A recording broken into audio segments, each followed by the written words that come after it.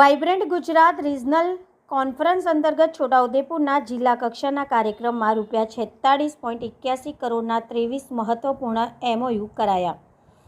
મુખ્યમંત્રીના દિશાદર્શન હેઠળ રાજ્યભરમાં યોજાઈ રહેલા વાઇબ્રન્ટ ગુજરાત રિજનલ કોન્ફરન્સ અંતર્ગત છોટાઉદેપુર જિલ્લાના કક્ષા કાર્યક્રમમાં છોટાઉદેપુર જિલ્લાએ ઔદ્યોગિક ક્રાંતિ તરફ એક મોટું અને મહત્વપૂર્ણ કદમ ઉઠાવ્યું છે।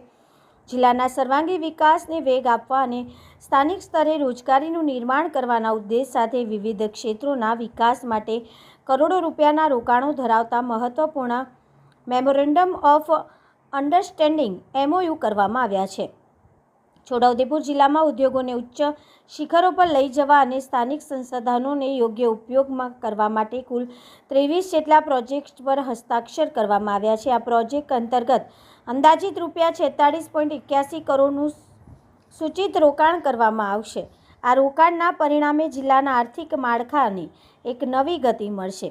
આ ઐતિહાસિક MOU અંતર્ગત જિલ્લાની ભૌગોલિક અને કુદરતી અનુકૂળતાઓને ધ્યાનમાં રાખીને મુખ્યત્વે મિનરલ બેઝડ ખનિજ આધારિત ઉદ્યોગો, એન્જિનિયરિંગ ક્ષેત્ર, એગ્રો એન્ડ ફૂડ પ્રોસેસિંગ, કૃષિ આધારિત પ્રક્રિયા, હેલ્થકેર, આરોગ્ય ક્ષેત્ર, ટેક્સટાઇલ, કાપડ ઉદ્યોગો ક્ષેત્રે સમાવેશ કરવામાં આવ્યો છે।